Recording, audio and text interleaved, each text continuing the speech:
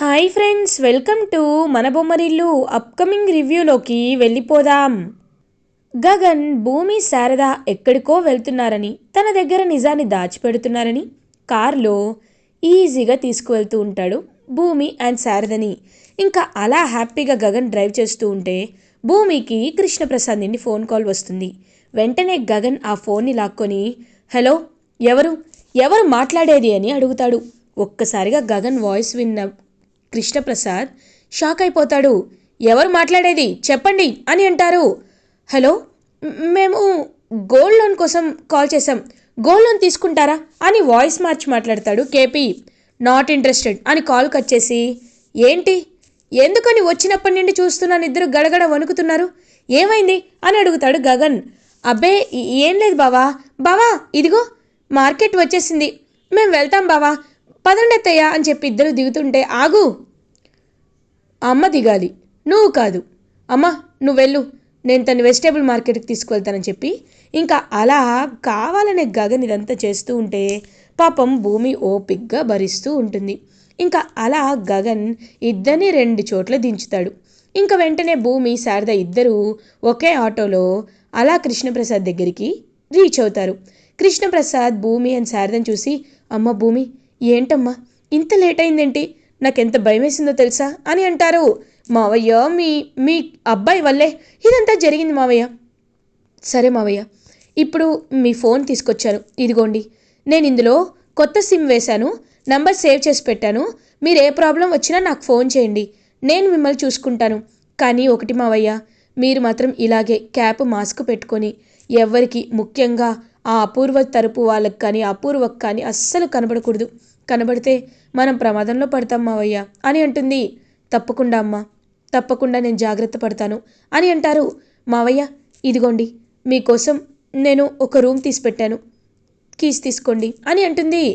అమ్మా, ఒకప్పుడు నేను శోభ అమ్మకి చెల్లెమ్మ చెల్లెమ్మ అని పిలిచేదాన్ని, తన రుణాన్ని తీర్చుకోవాలని ఎంతో తాపత్రయపడ్డాను, కానీ నా చేతులతోనే శోభ అమ్మని కాల్ చేయాల్సి వచ్చింది.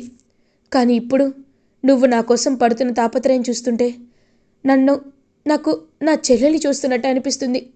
నీ రుణం ఎలా తీర్చుకోగలనమ్మా, ఎలా తీర్చుకోగలను అని చేతులు పట్టుకొని పాపం ఎమోషనల్ అవుతూ ఉంటారు కృష్ణప్రసాద్. అయ్యో మావయ్య, అవేం మాటలు మావయ్య, మీరు మీ అబ్బాయిని నాకు ఇచ్చి పెళ్లి చేశారు, మా ఇద్దరికీ ఆ బ్రహ్మ ముడివేశాడు, అలాంటప్పుడు ఇంకా రుణాల గురించి ఏముంది, మనం బంధువులం మావయ్య, మేం కాకపోతే మిమ్మల్ని ఎవరు చూసుకుంటారు, మీరు మాత్రం జాగ్రత్తగా ఉండండి. సరే అత్తయ్య, మావయ్య మీరిద్దరు వెళ్ళి దర్శనం చేసుకోండి, నేను ఇప్పుడే బయటకు వెళ్తానని చెప్పి ఇంకా అలా శారద అండ్ కృష్ణప్రసాద్ని దర్శనానికి పంపించి భూమి అలా ఇంకా గుడి నుండి బయటికి వస్తుంది. బావకి ఎలాంటి డౌట్ రాలేదు కదా, లేదులే వచ్చుండదు అని ఇంకలా పాపం కృష్ణప్రసాద్ అండ్ శారద మాట్లాడుకునేంత వరకు వెయిట్ చేసి ఇంకలా కృష్ణప్రసాద్ ఏమో భూమి ఇచ్చిన రూమ్కి వెళ్ళిపోతారు. ఇటు శారద భూమి దగ్గరికి వస్తుంది. అమ్మ భూమి వెళ్దామా అని అంటుంది. రెండత్తయ్య వెళ్ళిపోదామని చెప్పి భూమి శారద ఇద్దరు ఇంటికి రీచ్ అవుతారు. ఇది ఇలా ఉండగా ఈవినింగ్ అవుతుంది. గగన్ ఆఫీస్ నుండి ఇంటికి రీచ్ అవుతారు. ఏంటి తైతక్క, వెజిటేబుల్ మార్కెట్కి వెళ్ళానన్నావు, వెజిటేబుల్స్ ఎక్కడా, అమ్మా ఫ్రూట్ మార్కెట్కి వెళ్ళానన్నావు, ఫ్రూట్స్ ఎక్కడా అని అడుగుతాడు. అదేంటి బావా, ఫ్రిడ్జ్లో ఉంటాయి, చేతిలో పట్టుకొని తిరుగుతావా ఏంటి, అంతే కదా అత్తయ్య అని చెప్పి ఇద్దరు తప్పించుకుంటారు. ఈ తెలివితేటలకేమీ తక్కువ లేదని చెప్పి గగన్ అలా ఇంకా ఫోన్ చూస్తూ ఉంటే అప్పుడే కాలింగ్ బెల్ సౌండ్ వినపడుతుంది. ఇంక వెంటనే గగన్ ఎవరా అని డోర్ తీసి చూడగానే అక్కడ శరత్ చంద్ర ఉంటారు. ఒక్కసారిగా షాక్ అయిపోతుంది భూమి. నాన్నేంటి అని అలా చూస్తూ ఉంటుంది. ఇంకా గగన్ ఒక్కసారిగా శరత్ చంద్రని చూసి షాక్ అయిపోతాడు. వెంటనే డోర్ వేసేయాలనుకుంటే, ఆగో అని అంటాడు శరత్ చంద్ర. ఎందుకొచ్చావు, నీతో గొడవ పెట్టుకునే ఉద్దేశం ఇప్పుడు నాకు లేదు, వెళ్ళిపో అని అంటారు గగన్. నీతో నేను గొడవ పెట్టుకోవడానికి రాలేదు, మాట్లాడడానికి వచ్చాను అని అంటారు.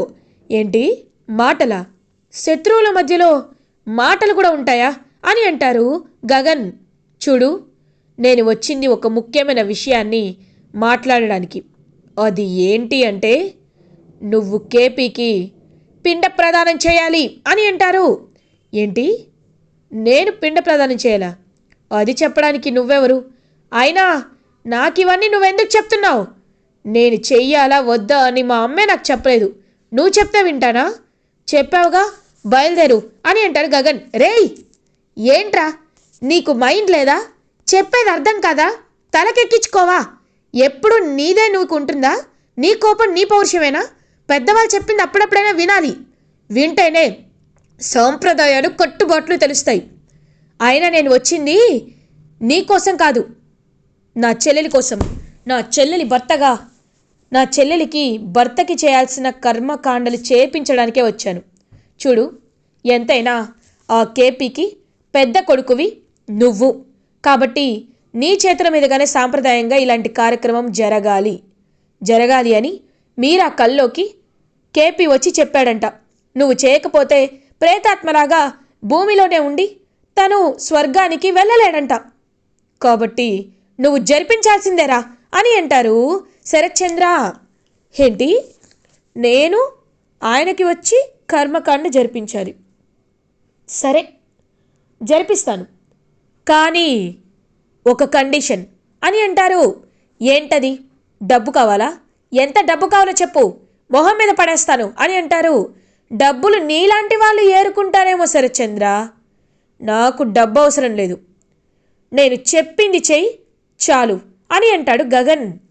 చూడు, నువ్వు చెప్పినట్టు నేను వినాలంటే నేను చెప్పినట్టు నువ్వు వినాలి.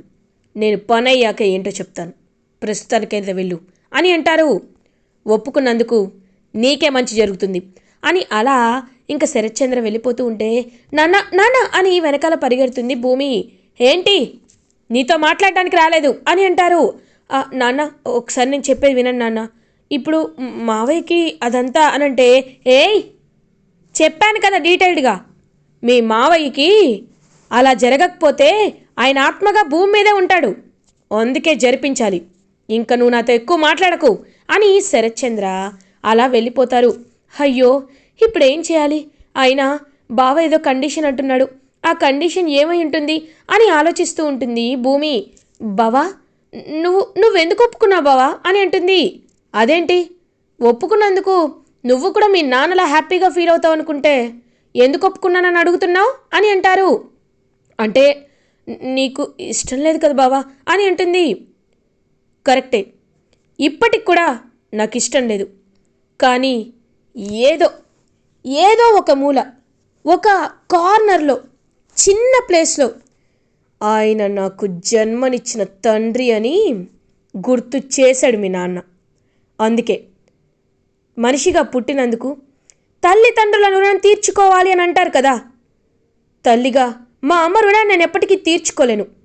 ఈ జన్మలో అయినా ఇలా రుణం తీర్చేసుకుంటే వచ్చే జన్మలో ఆయనకి పుట్టకుండా ఉంటానని ఇలా చేస్తానని ఒప్పుకున్నాను. చాలా చాలా అని గగన్ అక్కడి నుండి వెళ్ళిపోతాడు. పాపం శారద చాలా బాధపడుతూ ఉంటుంది. అత్తయ్య, మీరు బావ మాటలకేమీ బాధపడద్దు అత్తయ్య.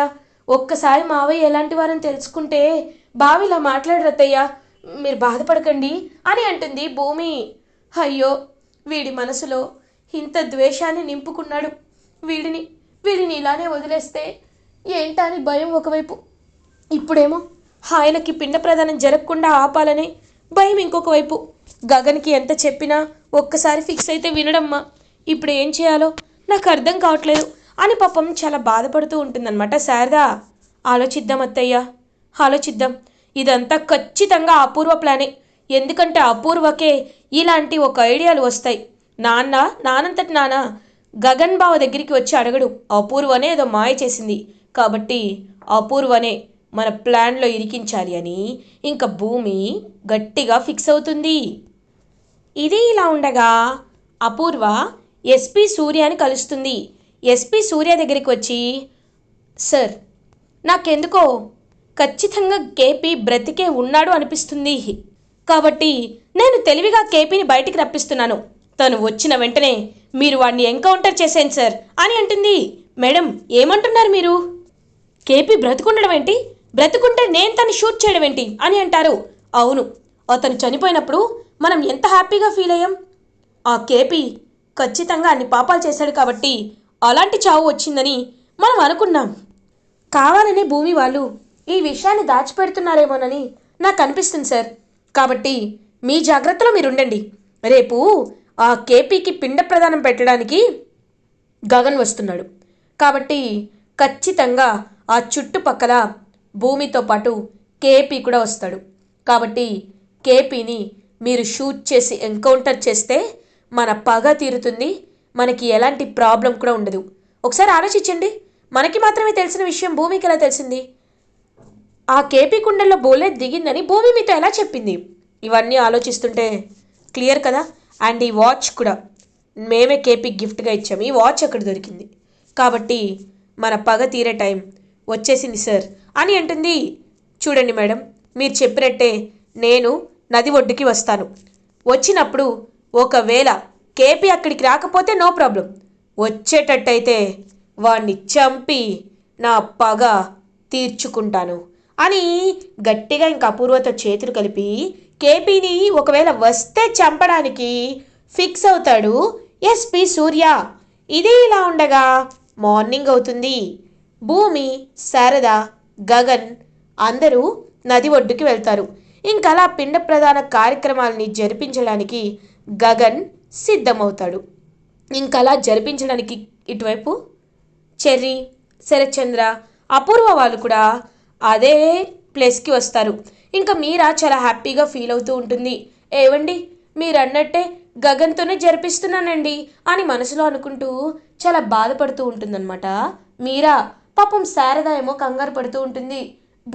భూమి వస్తే బాగుండని చూస్తూ ఉంటే భూమి కృష్ణప్రసాద్ని అలా తీసుకువస్తూ ఉంటుంది. ఇంకా కృష్ణప్రసాద్ అయితే అమ్మ భూమి ఇప్పుడు ఏం చేద్దామమ్మా అని అంటారు. లేదు మావయ్య, మీరు ఏదైతే అది అయింది, ఉంటే జైల్లో ఉంటారు, అంతేకాని ఇలాంటివి జరిపించి మీకు అపకారం చేయడం కరెక్ట్ కాదు మావయ్య అని చెప్పి ఇంకా అలా భూమి కృష్ణప్రసాద్ని తీసుకువస్తూ ఉంటే కరెక్ట్గా అప్పుడే ఎస్పీ సూర్య అయితే చూస్తాడు కేపీని. అంటే అపూర్వ మేడం చెప్పినట్టు కేపీ బ్రతికే ఉన్నాడనమాట, వీడిని వదిలిపెట్టకూడదని. అలా ఇంకా సూర్య కేపీని గన్తో షూట్ చేయడానికి అలా గన్ ఎత్తేసరికి ఒక చెయ్యి అడ్డుకుంటుంది. ఆ చెయ్యి ఎవరిదో కాదు, గగన్ది. ఒక్కసారిగా గగన్ని చూసి షాక్ అయిపోతాడు. అలా ఇంకా ఎస్పీ సూర్య ఏం చేస్తున్నావు అని అడుగుతారు. మీరేం చేస్తున్నారు అని అడుగుతాడు గగన్. తప్పుకో అని తోసేసేసరికి గగన్ ఒక్కసారిగా ఎస్పీ సూర్య చెంప పగలు కొడతాడు. He's not in uniform, so మఫ్టీలో వచ్చాడు కాబట్టి ఇద్దరు బాగా కొట్టుకుంటారు. ఇంకా గగన్ని ఎస్పీ సూర్య కొడుతుంటే గగన్ కూడా తగ్గకుండా ఇంకా ఎస్పీ సూర్యని బాగా కొడతాడు. ఇద్దరు కొట్టుకుంటారు. కృష్ణప్రసాద్ అదంతా చూస్తూ ఉంటాడు. ఒక్కసారిగా కృష్ణప్రసాద్ని చూసి మీరా, చెర్రీ, శరత్చంద్ర అందరూ షాక్లో ఉండిపోతారు. ఏవండి అని మీరా అలా ఇంకా కేపీ దగ్గరికి వస్తుంది. నానా నాన్న నాన్న మేము చూస్తుంది నిజమేనా అని చెర్రీ కూడా కేపీని హక్ చేసుకుంటాడు. అవునరా నిజమే, మీరు చూస్తుంది నిజమే.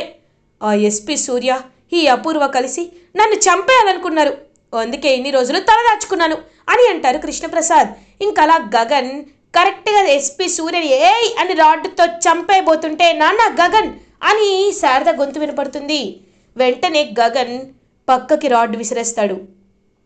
చూడు, న్యాయపరమైన వృత్తిలో ఉన్నాను అన్నావు, సమాజాన్ని కాపాడే ఒక గౌరవమైన వృత్తిలో పోలీస్గా, అది కూడా ఎస్పీగా ఉండి ఆ అపూర్వకి కొమ్ము కాసి ఆ అపూర్వ చెప్పేదంతా ఎద్దులా తల ఊపుతూ వింటూ ఆయన్నే చంపాలనుకుంటావా? ఆయన నిజంగా దోషి అయితే కోర్టుకు తీసుకెళ్ళు, జైలు శిక్ష పడేలా చేయి, జీవిత ఖైదు విధించు, అంతేకాని చంపే హక్కు నీకు ఎవడిచ్చాడు అని గట్టిగా అడుగుతాడు గగన్. ఇంకెస్పీ సూర్యకి తను చేసిన పనికి తానకే సిగ్గేస్తూ ఉంటుంది. ఇంకొకసారి చట్టం నీ చేతిలో ఉంది కదా అని, నువ్వు పవర్లో ఉన్నావు కదా అని ఇలా చేస్తే ఏం జరుగుతుందో అర్థమైంది కదా. ఇన్ని రోజులు అణిగి మణిగి ఉన్నానని, రెస్పెక్ట్ ఇస్తున్నానని కొట్టడానికి వస్తే నాకు చెయ్యుంది, నాకు కాలుంది. నీ పరిస్థితి ఇదిగో ఇలా ఉంటుంది. ఇప్పుడే డీజీపీకి కాల్ చేసి జరిగిందంతా చెప్తాను. అని ఇంకా గగన్ అయితే అలా అక్కడి నుండి వెళ్ళిపోతాడు. ఇంకా కృష్ణప్రసాద్ అన్న గగన్ అని అన్నా సరే గగన్ కృష్ణప్రసాద్ మొహం కూడా చూడకుండా అక్కడి నుండి వెళ్ళిపోతాడు. ఇంకా శారద భూమి వాళ్ళందరూ ఇంటికి వచ్చేస్తారు. ఇటువైపు మీరా ఏమో కృష్ణప్రసాద్ని ఇంటికి తీసుకువెళ్ళిపోతుంది. ఎందుకండి అని అనేసరికి చెప్పాను కదా మీరా, నన్ను ఆ ఎస్పీ సూర్య చంపేయాలనుకున్నాడు మీరా, అందుకే చనిపోయినట్టు నటించాల్సి వచ్చింది అని అపూర్వ పేరు చెప్పకుండా తప్పించుకుంటాడనమాట. అపూర్వను ఎస్కేప్ చేస్తాడు కృష్ణప్రసాద్. ఈ కేపీకి నేనంటే భయం బాగానే ఉంది అని అపూర్వ మనసులో అనుకుంటుంది. ఇంక అందరూ వెళ్ళిపోయాక, ఏంటి అపూర్వ నీ పేరు చెప్పలేదు, ప్రస్తుతానికి తప్పించుకున్నాను అనుకుంటున్నావా? అలా నువ్వు నమ్మితే నువ్వు తెలివి తక్కువ దాని కిందే లెక్క. నీ పేరు ఇప్పుడు చెప్పలేదంటే నువ్వు ఎప్పటికీ దొరకవని కాదు అపూర్వ, నువ్వు దొరుకుతావు. భూమినే నిన్ను అధపాతాళానికి తొక్కి వామనుల్లాగా నిన్ను బలిచక్రవర్తిని భూమిలోకి పంపించినట్టు పంపిస్తుంది. నీలాంటి రాక్షసిని నా మేనకోడలు భూమినే సంహరిస్తుంది. అప్పటి వరకు నువ్వు కాస్త బ్రతికుండాలి కదా, అందుకే నీ పేరు చెప్పలేదు అని కృష్ణప్రసాద్ గట్టిగా వార్నింగ్ ఇస్తాడు అపూర్వకి. ఒక్కసారిగా అపూర్వ షాక్ అయిపోతుంది.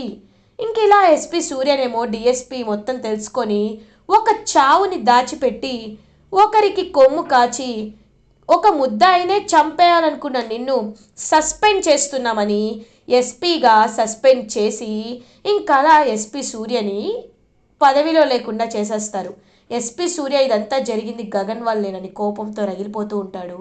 ఇంకా శారద భూమి నిజం బయటపడిపోయిన మావయ్యని కాపాడుకున్నామని హ్యాపీగా ఫీల్ అవుతారు. ఇలా ఎపిసోడ్ ఎండ్ అవుతుంది. ఫర్ ఎపిసోడ్ రివ్యూస్ ముందుగా మీకు కావాలి అనుకుంటే మా ఛానల్ సబ్స్క్రైబ్ చేసుకోండి. Thanks for watching.